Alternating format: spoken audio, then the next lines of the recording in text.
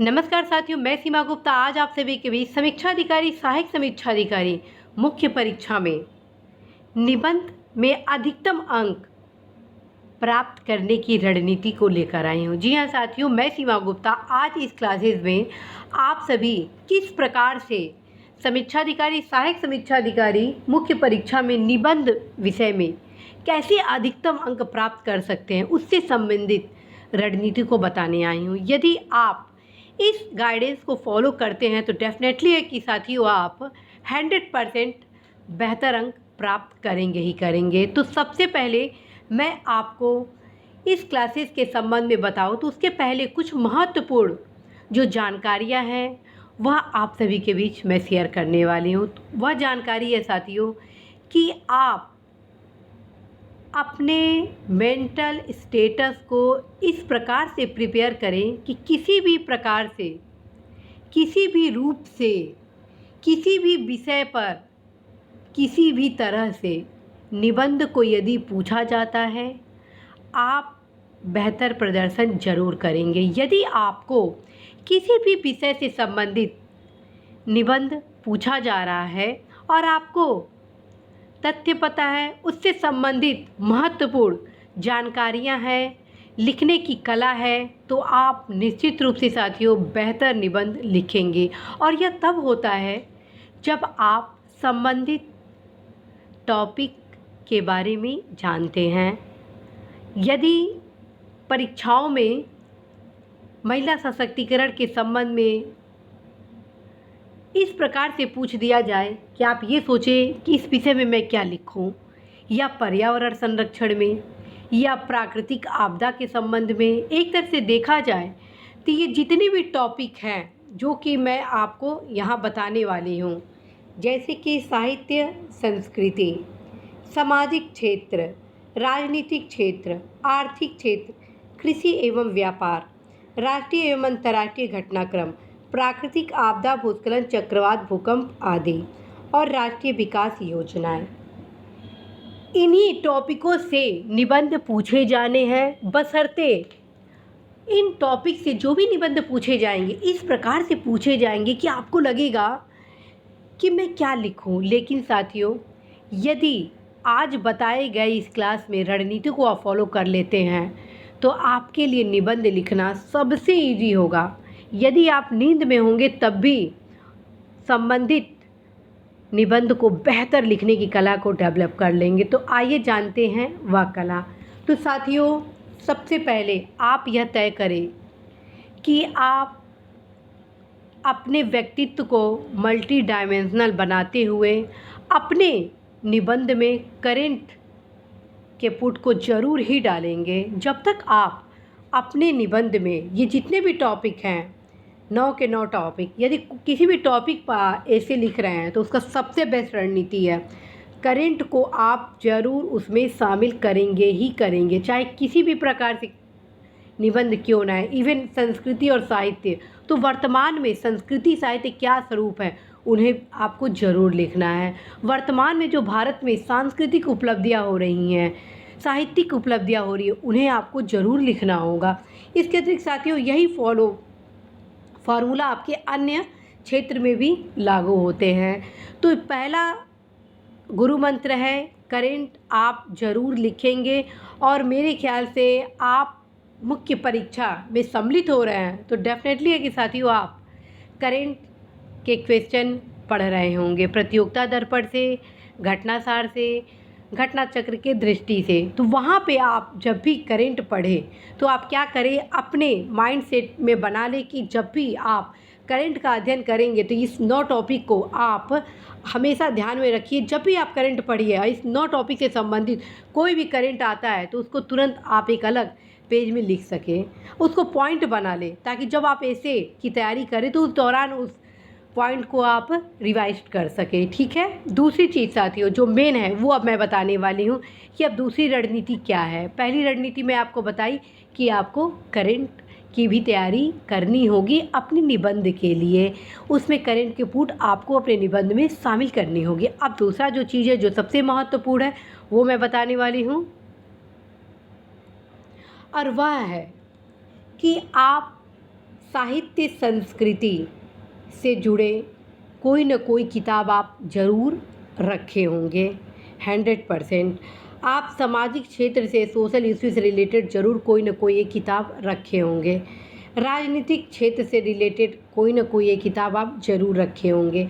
आप पर्यावरण विज्ञान, पर्यावरण प्रौद्योगिकी से संबंधित कोई न कोई एक किताब आप ज़रूर रखे होंगे।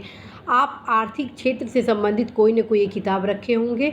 इसी प्रकार साथियों, कृषि व्यापार से संबंधित किताब रखे होंगे, राष्ट्रीय अंतर्राष्ट्रीय घटनाक्रम से संबंधित रखे होंगे और अन्य ये प्राकृतिक आपदा और राष्ट्रीय विकास योजनाओं से संबंधित आप रखे होंगे। अब मैं बताती हूँ कि मैं किस प्रकार से अपने निबंध को मैं तैयार की। साथियों, चूँकि मेरा बचपन से ही साहित्य और संस्कृति में रुझान रहा, इसलिए मुझे इस टॉपिक में कभी समस्या नहीं हो पाई। लेकिन आप इसको कैसे तैयार करें, वो चीज़ मैं आपको यहाँ पे बताना चाहती हूँ। आपको मैं अभी पिछले किसी क्लास में निबंध किस पुस्तक से करें उसके संबंध में आप सभी को बताई थी, जिसमें एक सामाजिक मुद्दे से संबंधित जो किताब था उसमें एक चैप्टर साहित्य और संस्कृति से जुड़ा हुआ है। यदि आप उस चैप्टर को पढ़ेंगे तो निश्चित रूप से साथियों आपका यह टॉपिक कवर हो जाएगा। और किसी भी प्रकार से साथियों निबंध इस पोर्शन से पूछा जाएगा तो आप अवश्य ही लिखने की बेहतर कला डेवलप करेंगे। इसके अतिरिक्त साथियों आप इंडियन हिस्ट्री के जो कल्चरल एंड लिटरेचर पोर्शन है उसको भी आप बेहतर तरीके से अवश्य ही अपीयर करिएगा। दूसरी चीज़ साथियों, अब आते हैं सामाजिक क्षेत्र। सामाजिक क्षेत्र में आपको बताना है कि आप अवश्य किसी भी सोशल इशू से रिलेटेड पुस्तक को अपने पास रखें। उसका कारण ये है कि यदि आप सोशल इशू से संबंधित कोई भी पुस्तक पढ़ते हैं तो आपके लिखने की कला डेवलप होती है, ठीक है।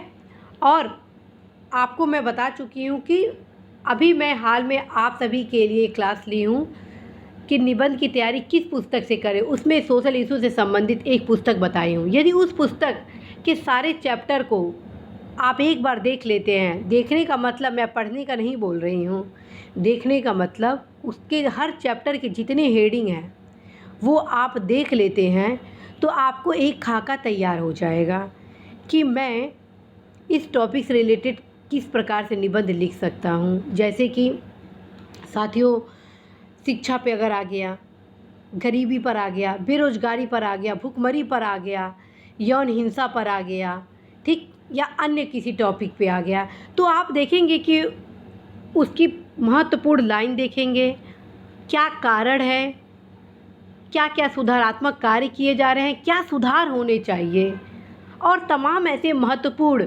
फैक्ट को आप उस किताब में देखेंगे जो कि आप सभी के लिए लाभदायक होगा। यदि आप उस किताब को लेना नहीं चाहते हैं तो कोई दिक्कत नहीं है, लेकिन आप कोई भी अपने पास बुक रखे होंगे सोशल इशू से रिलेटेड, उसके हेडिंग ज़रूर देख लें और प्रयास ये करें कि आप हर एक टॉपिक से रिलेटेड समस्याओं को ज़रूर लिखें। जैसे साथियों सामाजिक क्षेत्र में जो भी निबंध आते हैं उसकी समस्याएं एक आम होती है। समस्या क्या है? गरीबी, बेरोजगारी, भुखमरी, आश्रयवाद, हिंसा, क्षेत्रवाद, भाषावाद। उस टॉपिक को आप उसमें जोड़िए समस्या के रूप में कि कैसे इसे दूर किया जाए। निदान के रूप में क्या होगा कि वर्तमान में जो कल्याणकारी योजनाएं चलाई जा रही हैं उनका पूर्णतः क्रियान्वयन भ्रष्टाचार रहित होकर पारदर्शिता के साथ। इस प्रकार साथ ही कुछ ऐसे फैक्ट हैं जो हर प्रकार के निबंध में आप उसको अप्लाई कर सकते हैं, ठीक है। और साथ में आप सभी को मैं बताई थी कि कुछ मोटिवेशनल लाइन भी आप अवश्य ही तैयार करें जिससे आपके निबंध के जो ढांचा हो वो बहुत ही बेहतर दिखे, लगे कि हाँ आपके अंदर वे क्वालिटीज़ हैं जो एक सुधारक में होते हैं। यदि आपको शासन का समीक्षा अधिकारी बनाया जाता है तो आप अवश्य ही उन समस्याओं के निदान के लिए बेहतर सुझाव दे सकते हैं। तो साथियों आप अवश्य अपने व्यू को मल्टी डायमेंशनल अवश्य बनाएं। अब आते हैं साथियों राजनीतिक पक्ष पे, अर्थात पॉलिटिकल फील्ड पे। पॉलिटिकल फील्ड में साथियों आप डेफिनेटली है कि आप भारतीय संविधान से रिलेटेड, भारतीय शासन से रिलेटेड एक पुस्तक ज़रूर रखे होंगे। आप अवश्य उसके महत्वपूर्ण चैप्टर जैसे इंडियन कॉन्स्टिट्यूशन की विशेषताओं को देखेंगे। साथ में साथियों आप पंचायती राज को देखेंगे। इसके अलावा साथियों जो महत्वपूर्ण है निर्वाचन आयोग है, न्यायालय है, ये सभी जैसे महत्वपूर्ण चैप्टर है उनको आप ज़रूर देखेंगे। इसके अतिरिक्त भारतीय संविधान के प्रत्येक भाग को एक बार ज़रूर देखिए। इससे क्या होगा साथियों कि आप कोरिलेट कर सकते हैं। जैसे मान लीजिए पंचायती राज के संबंध में निरंतरता और परिवर्तनीयता के संबंध में कोई निबंध आपसे पूछ लिया जाता है। निरंतरता का क्या मतलब हुआ? निरंतरता का मतलब हुआ साथियों कि पंचायती राज की जब स्थापना की गई तो उसकी जो मूलभूत विशेषताएं हैं, जो मूलभूत अधिकार है, क्रियान्वयन पक्ष है जो अभी भी बरकरार है, वह निरंतरता हो गया और उसको आपको अपने निबंध में डालना होगा। अब परिवर्तन कैसे हुआ? परिवर्तन एक लोकतंत्र को मल्टी डायमेंशनल स्वरूप पंचायती राज द्वारा दिया गया। किस प्रकार से पंचायती राज आज संविधान के अन्य अनुच्छेदों जैसे आर्टिकल 21 की क्रियान्वयन के लिए कार्य कर रहा है, डीपीएसपी के क्रियान्वयन के लिए कार्य कर रहा है। इसके अतिरिक्त कैसी सामाजिक न्याय, सोशल जस्टिस के लिए कार्य कर रहा है। ये सारे बिंदु परिवर्तन के क्षेत्र में आएंगे। किस प्रकार से आज देश की आधी आबादी पंचायती राज के माध्यम से सशक्त होकर न सिर्फ वह सेल्फ रिलायंट हो रही है बल्कि महिलाएं आज देश को एक नई दिशा और दशा दे रही हैं। इन सभी चीज़ों को यदि आप पंचायती राज के परिवर्तनीयता में दिखाएंगे साथियों तो निश्चित रूप से साथियों आपके निबंध बहुत ही बेहतर होंगे। और ये तब संभव होगा जब आप राजनीतिक व्यू पर एक ब्रॉड कॉन्सेप्ट क्लियर करें। और ये बहुत ही ईजी है साथियों, बस आप अपने विज़न को थोड़ा सा और भी बढ़ाए, अपने थिंकिंग एस्पेक्ट को ब्रॉड करें, देन साथियों आप खुद रियलाइज़ करेंगे कि आप बहुत ही बेहतर निबंध लिखने की कला को डेवलप कर चुके हैं। साथियों हर टॉपिक पर किसी न किसी एक किताब को ज़रूर देखिएगा, क्योंकि वर्तमान समय में जो भी निबंध आ रहे हैं वो इस प्रकार से आ रहे हैं कि जब तक आपका कॉन्सेप्ट क्लियर नहीं होगा, जब तक आप उस टॉपिक से रिलेटेड मैक्सिमम फैक्ट का नॉलेज नहीं रखेंगे, तब तक साथियों आप बेहतर निबंध लिख नहीं पाएंगे। और मुझे पूर्ण भरोसा है कि आप में वह क्षमता है बेहतर अधिकतम अंक प्राप्त करने का। तो साथियों आप अवश्य ही इस फार्मूला को अपनाइएगा। अब आते हैं साथियों विज्ञान, पर्यावरण और प्रौद्योगिकी। साथियों ये स्ट्रेटजी भी अर्थात इस टॉपिक में भी सेम स्ट्रेटजी अपनाना है। इसके लिए मैं आपको बताऊंगी विज्ञान, पर्यावरण और प्रौद्योगिकी के लिए आप क्या करेंगे कि विज्ञान प्रौद्योगिकी के लिए जो विवास पैनोरमा का किताब है जो कि आप सभी मुख्य परीक्षा के लिए भी पढ़ते हैं, उसको एक बार चैप्टर वाइज ज़रूर पलटिएगा और जितने भी हेडिंग्स होंगे वे आप ज़रूर देखिएगा। जैसे मान लीजिए अंतरिक्ष में भारत की उपलब्धियाँ, 21वीं सदी भारत की सदी, या आ गया डिजिटल इंडिया में भारत की अंतरिक्ष उपलब्धियाँ। क्वेश्चन अगर आ गया डिजिटल इंडिया में भारत की अंतरिक्ष उपलब्धियाँ, तो साथियों इसमें कुछ नया चीज़ नहीं है। नया चीज़ बस ये है कि भारत के आगे डिजिटल लग गया। और डिजिटल क्यों लग गया? क्योंकि all to all maximum work अब डिजिटल फॉर्म में हो गया, ई फॉर्म में हो गया, चाहे वो इकोनॉमिकल एस्पेक्ट हो, पॉलिटिकल एस्पेक्ट हो, एडमिनिस्ट्रेशन एस्पेक्ट हो। और ख़ास तौर पे साथियों कोरोना के पीरियड में मैक्सिमम लोग अब डिजिटल फॉर्म पर ही वर्क प्रेफरेंस दे रहे हैं। तो साथियों इस वजह से अब इंडिया का जो कॉन्सेप्ट है अब डिजिटल इंडिया की ओर अग्रसित हो गया है।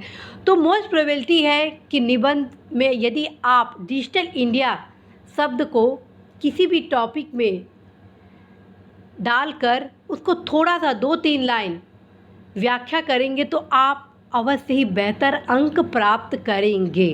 क्योंकि पहले हमारा इंडिया स्टोन एज में था, आरंभिक दौर में, फिर ब्रॉन्ज में आया, फिर आयरन, और फिर इस प्रकार साथियों इंडस्ट्रियल एज में आने के साथ फिर स्पेस एज आया, फिर उसके बाद आ गया हमारा वर्तमान में डिजिटल एज अर्थात डिजिटल इंडिया। ये सब चीज़ें कॉन्सेप्ट यदि आप विज्ञान प्रौद्योगिकी वाले चैप्टर में करते हैं तो साथियों आप बेहतर प्रदर्शन करेंगे।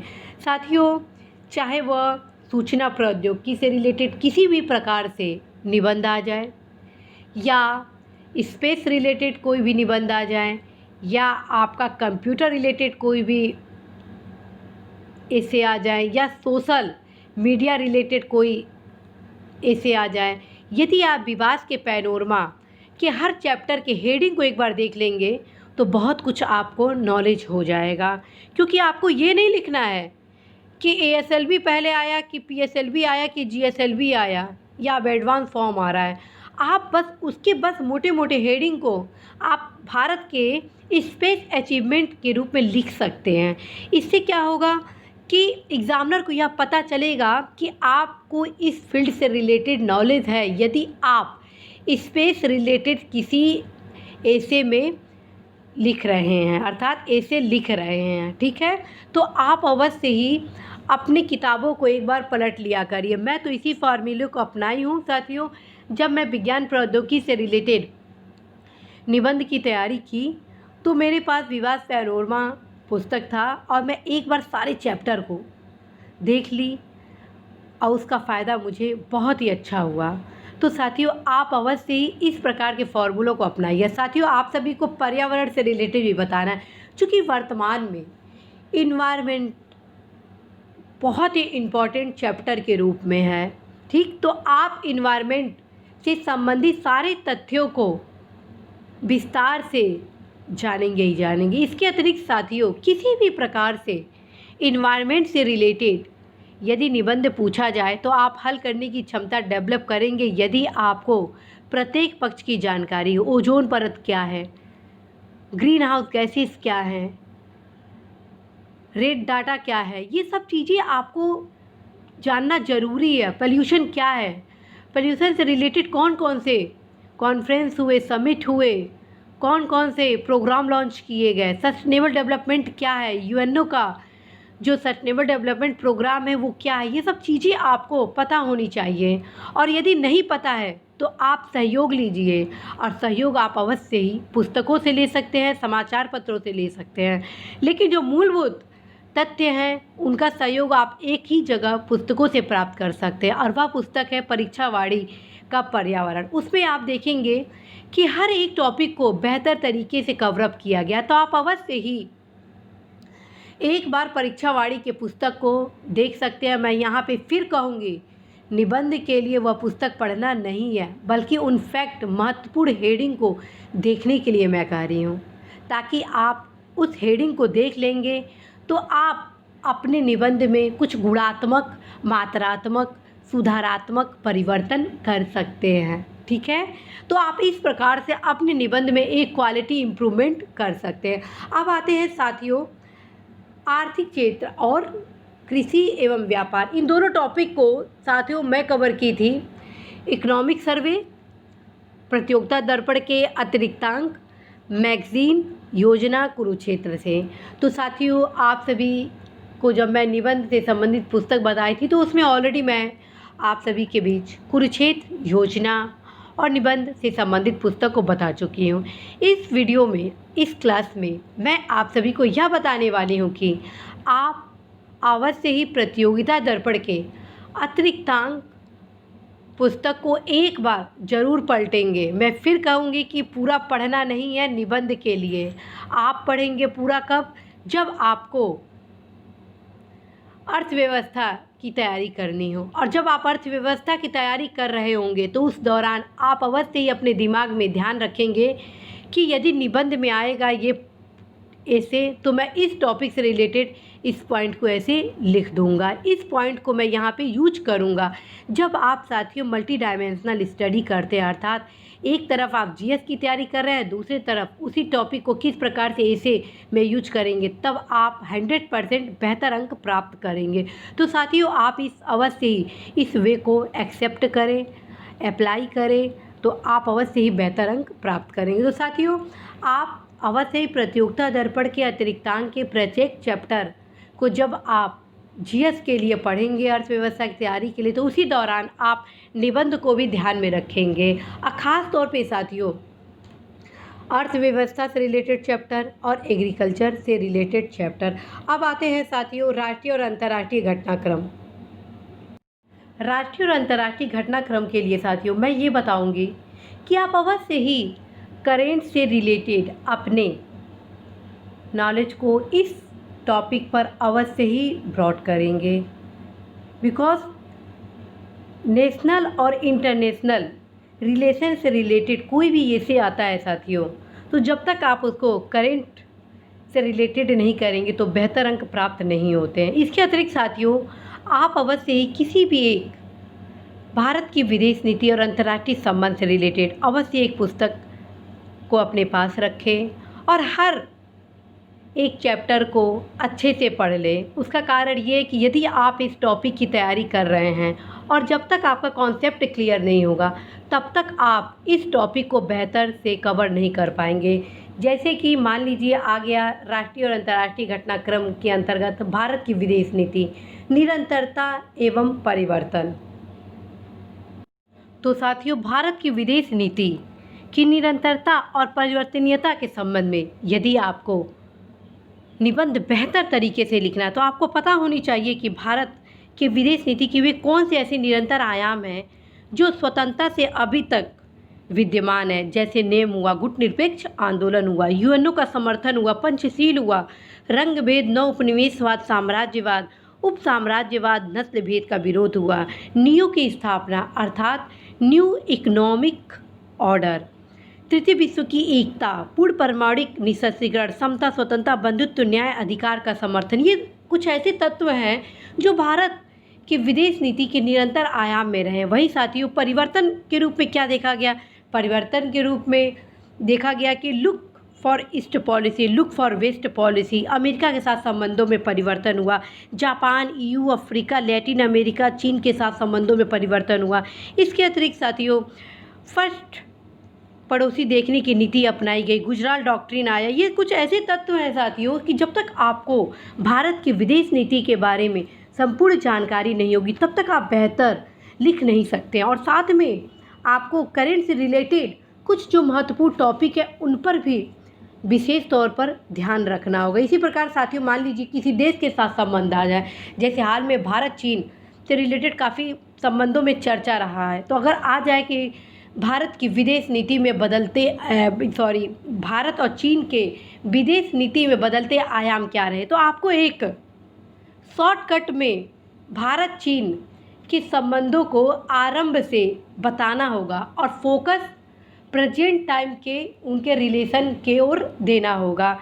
जैसे कि मान लीजिए 1947 से 57 का मधुर काल रहा, 1959 से 78 तक टकराव का काल रहा, फिर 1978 से कुछ संवाद का काल आरंभ हुआ, सुधार भी हुआ और आर्थिक सुधारों के अंतर्गत संबंध में एक नया बदलाव देखा गया, लेकिन पुनः संबंधों में एक नए टकराव को देखा गया। तो इन सारे तथ्यों को आपको अवश्य ही लिखना ही होगा, तब कहीं साथियों आप अपने क्वेश्चन को और भी बेहतर ढंग से कंप्लीट कर पाएंगे। इसी प्रकार साथियों राष्ट्रीय और अंतर्राष्ट्रीय घटनाक्रम में क्षेत्रीय आर्थिक संगठन भी बहुत ही महत्वपूर्ण टॉपिक के रूप में हैं।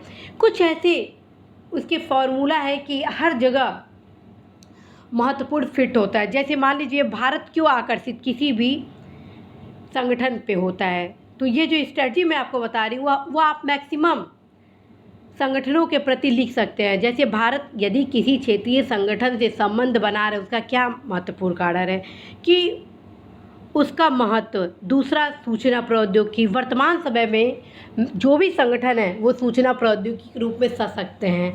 सभी लोग, सभी कंट्री डिजिटल फॉर्म की ओर अग्रसित हो रही है। ठीक है, भारत निवेश प्राप्त करना चाहता है, तो निवेश के लिए भी अन्य जो संगठन है, चाहे वो आसियान हो, यूरोपीय यूनियन हो, अफ्रीका यूनियन हो या कोई भी अन्य संगठन हो, उनमें भारत संबंधों को बना रहा है ताकि निवेश भारत पे प्राप्त हो सके, भारत की आधारभूत संरचना मजबूत हो सके।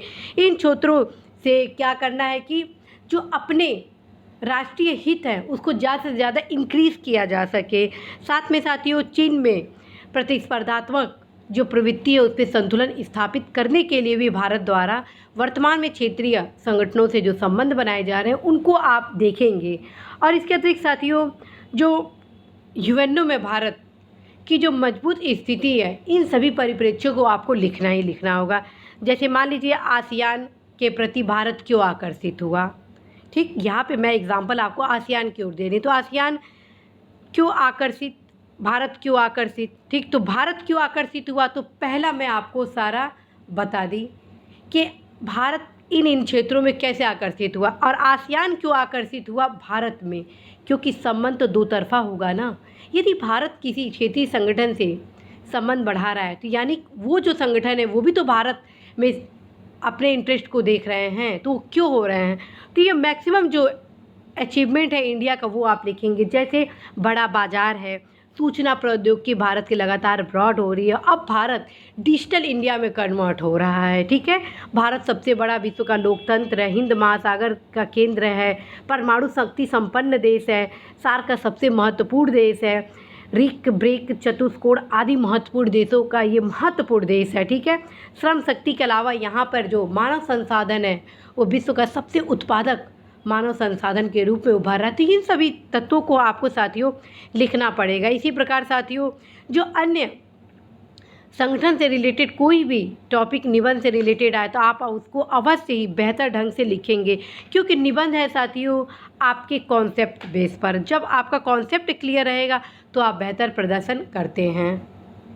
अब जैसे मान लीजिए यदि यूएनओ के सुधार के संबंध में कोई निबंध आपसे पूछा जा रहा है तो आपको यूएनओ के बारे में पता होनी चाहिए। और सबसे बड़ी बात है कि आप देखेंगे कि यूएनओ में सुधार क्यों ज़रूरी है। यूएनओ की स्थापना साथियों 20वीं सदी में की गई थी और आज है 21वीं सदी। तो यूएनओ की प्रासंगिकता के लिए यूएनओ में सुधार बेहद ज़रूरी है। और सबसे बड़ी ज़रूरत है भारत जो कि विश्व का सबसे बड़ा लोकतंत्र है तो स्थायी सदस्यता सुरक्षा परिषद में दिया जाना है, क्योंकि 20वीं सदी की परिस्थितियाँ अलग थी और 21वीं सदी की परिस्थितियाँ अलग है, ठीक है। जब यूएनओ की स्थापना हुई थी साथियों तो उस समय 51-52 देश ही इसके सदस्य थे, लेकिन अब सैकड़ों देश इसके सदस्य बन चुके हैं। और ख़ास बात है कि जब आप यूएनओ से संबंधित सुधार लिखेंगे तो मात्र सुरक्षा परिषद के संबंध में सुधार नहीं लिखेंगे। स्थायी जैसे मतदान प्रणाली में सुधार हुआ, सुरक्षा परिषद के लोकतांत्रिक बनाने जाने का हुआ, या जो अन्य सुधार है जैसे भारत जैसे देश को उसमें स्थायी सदस्यता दिए जाने के संबंध में। इसके अलावा आप अर्थात सुरक्षा परिषद के अलावा आप महासभा में क्या सुधार होना चाहिए, ठीक है, सामाजिक आर्थिक परिषद में क्या सुधार होने चाहिए, अंतर्राष्ट्रीय न्यायालय में क्या सुधार होने चाहिए, सचिवालय में क्या सुधार होने चाहिए, अंतर्राष्ट्रीय बल बजट, ये जितने चीज़ है ये टोटल चीज़ आपको यूएनओ के रिफॉर्म में लिखना ही होगा, तब कहीं आपका निबंध एक व्यापक होगा। साथियों मेरे द्वारा आप सभी को निश्चित रूप से निबंध के महत्वपूर्ण जो टॉपिक है वो तैयार करवाया जाएगा, लेकिन मैं आप सभी को ये अवश्य बताना चाहूँगी कि आप अवश्य ही भारत की विदेश नीति और अंतर्राष्ट्रीय संबंध से कोई भी पुस्तक यदि रखे हो तो उसको एक बार ज़रूर पलट ले और जो भी महत्वपूर्ण साथियों फैक्ट हो उनको ज़रूर ध्यान रखेंगे। इसी प्रकार साथियों प्राकृतिक आपदा के अंतर्गत मैं आपको बताऊंगी जैसे कि भूस्खलन, चक्रवात, भूकंप, बाढ़, सूखा इत्यादि से संबंधित किसी भी एक निबंध को पूछा जा सकता है। हो सकता है भूस्खलन के संबंध में एक सेपरेट ऐसे पूछ लिया जाए, हो सकता है चक्रवात के संबंध में पूछ ले, हो सकता है कोरोना के संबंध में पूछ ले, हो सकता है भूकंप, बाढ़ या सूखा के संबंध में सेपरेट पूछ ले, या एक समेकित निबंध आपसे पूछ ले।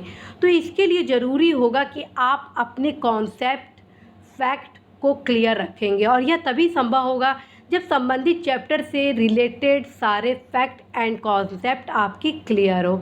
साथियों जब भी आप भूगोल से संबंधित तैयारी सामान्य अध्ययन का करेंगे तो आप अवश्य ही निबंध को भी दृष्टि में रखेंगे कि यदि इस प्रकार से निबंध आ जाए तो इस पॉइंट को मैं यहाँ पर डालूँगा। इस प्रकार साथियों आप सोच भी नहीं सकते हैं स्मॉल गोल्स के माध्यम से आप कैसे अपने एसे में एक बिग अचीवमेंट प्राप्त कर लेंगे। साथियों तो आप ज़रूर इस फार्मूले को अपनाइएगा। और साथियों राष्ट्रीय विकास योजना के संबंध में आपको बताना है कि आप जो महत्वपूर्ण योजनाएं हैं उनको आप मूलभूत जो चीज़ें हैं उनको तैयार कर लीजिए, बाकी आप बिल्कुल लिख लेंगे मुझे पता है। और शीघ्र मैं आप सभी को राष्ट्रीय विकास योजना के अलावा जितने भी ये टॉपिक हैं साहित्य, संस्कृति, सामाजिक क्षेत्र, राजनीतिक क्षेत्र, विज्ञान, पर्यावरण, प्रौद्योगिकी, आर्थिक क्षेत्र, कृषि, व्यापार, राष्ट्रीय अंतर्राष्ट्रीय घटनाक्रम, प्राकृतिक आपदा, राष्ट्रीय विकास योजना, इससे रिलेटेड महत्वपूर्ण टॉपिक आप सभी को ज़रूर क्लियर कराऊंगी और पूरा प्रयास करूंगी कि सबसे पहले साहित्य संस्कृति का एक समग्र खाका आपको मैं उपलब्ध कराऊं और उसके सारे जो महत्वपूर्ण बिंदु हैं उनको उपलब्ध कराऊं कि यदि किसी भी प्रकार से निबंध पूछ दिया जाए तो आप उस फैक्ट कॉन्सेप्ट के बिहाफ पे एक बेहतर निबंध लिख सकें। इसी प्रकार साथियों अन्य टॉपिक पर भी मैं आप सभी को अर्थात इन 9 टॉपिक पर सबसे पहले मैं निबंध आप सभी को लाने का प्रयास करूंगी। इसके अलावा साथियों जो महत्वपूर्ण टॉपिक है जैसे शिक्षा है, पर्यावरण है, भारतीय कृषि है, युवा है, महिला सशक्तिकरण है, पंचायती राज है, इससे रिलेटेड मैं निबंध ऑलरेडी आप सभी को करवा चुकी हूँ और साथ में मैं निबंध लिखकर आप सभी को दिखा भी चुकी हूँ कि निबंध के आदर्श प्रारूप क्या है, निबंध के भी महत्वपूर्ण पार्ट कौन से होने चाहिए जिससे आप बेहतर अंक प्राप्त कर सकते। साथियों मैं इसी फॉर्मूलों को अपनाई थी और मैं बेहतर अंक पाई, जिसका परिणाम रहा कि न मैं सिर्फ समीक्षा अधिकारी परीक्षा में पास की बल्कि टॉप भी की। साथियों आप अवश्य ही अपने कॉन्सेप्ट फैक्ट को क्लियर रखें, आप डेफिनेटली है साथियों आप बेहतर अंक प्राप्त करेंगे, क्योंकि मुख्य परीक्षा में सफलता मात्र एक आधार नहीं होता बल्कि बेहतर अंक प्राप्त करना भी एक उद्देश्य होना चाहिए। यदि आप बेहतर अंक प्राप्त करने के लिए कार्य करेंगे तो आप बेहतर रैंक भी प्राप्त करेंगे और साथियों यदि आप बेहतर रैंक प्राप्त करेंगे तो भविष्य आपका उज्जवल होगा, पदोन्नति का जो आपका स्तर होगा वो बेहतर होगा। वरना साथियों थोड़ा सा आप आराम करेंगे यह सोच कर कि नहीं मैं पास हो जाऊंगा तो कहीं ना कहीं आपके भविष्य में एक प्रश्न चिन्ह खड़ा होगा। और यदि आप इस समय का सदुपयोग बेस्ट करें तो आपका ब्राइट फ्यूचर डेफिनेटली सुनिश्चित है। और साथियों आप सभी को बताना है चाहे आप हिंदी मीडियम के हो चाहे इंग्लिश मीडियम के हो, आप सभी चिंता मुक्त होकर तैयारी करें। यदि आपके कॉन्सेप्ट क्लियर हैं तो आप बेहतर निबंध लिख सकते हैं। यदि आप इंग्लिश मीडियम के हैं, हिंदी निबंध लिखने की क्षमता नहीं है तो आप अवश्य ही अभी से प्रैक्टिस करना स्टार्ट कर दीजिए, क्योंकि कहा जाता है साथियों प्रैक्टिस मेक परफेक्ट पर्सन। यदि आप प्रैक्टिस करेंगे तो डेफिनेटली है साथियों कि आप बेहतर प्रदर्शन करेंगे और कुछ भी असंभव नहीं होता है, संभव आप स्वयं अपने किए गए अभ्यास से बनाते हैं। यदि आप एक बिग गोल अचीवमेंट करना चाहते हैं साथियों तो आप अभी से अभ्यास करना आरंभ कर दीजिए, न सिर्फ अंग्रेजी माध्यम के युवा बल्कि हिंदी माध्यम के युवा भी। यदि आपको अपनी जीत सुनिश्चित करना है तो आपको आज से ही अभ्यास करना होगा। जो भी मैं रणनीति बता रही हूँ उसको आप अवश्य फॉलो करें। साथियों यह कुछ ऐसी रणनीति मेरे द्वारा आप सभी को बताया जा रहा है जो कि मैं स्वयं अपने जीवन में उतारी हूँ और सफलता भी प्राप्त की हूँ। साथियों इस गाइडेंस को आप ज़रूर फॉलो करें, आपको किसी भी कोचिंग की आवश्यकता नहीं है, बस आप स्वयं के परिश्रम पर भरोसा करें, उत्कृष्ट बेहतर ऑथेंटिक किताबों को लगातार पढ़ें, करंट पर बेहतर फोकस करें, आप निश्चित रूप से सफल होंगे। और ख़ास तौर पर योजना, कुरुक्षेत्र और न्यूज़पेपर के एडिटोरियल को अपना मित्र बनाएं। जिस दिन आप योजना, कुरुक्षेत्र और न्यूज़पेपर के एडिटोरियल को अपना फ्रेंड बनाएंगे तो साथियों आप सोच नहीं सकते हैं कि आप निबंध में बहुत ही बेहतर अंक प्राप्त करेंगे और उस बेहतर अंक के माध्यम से आपका लाइफ एक नई दिशा और ऊर्जा की ओर गतिशील होगा। साथियों इसी आशा संदेश के साथ मैं सीमा गुप्ता इस आशा के साथ विदा लेती हूँ कि आप अवश्य ही अपने लक्ष्य में सफल होंगे, आप अवश्य ही निबंध में बेहतर अंक प्राप्त करेंगे। नमस्कार।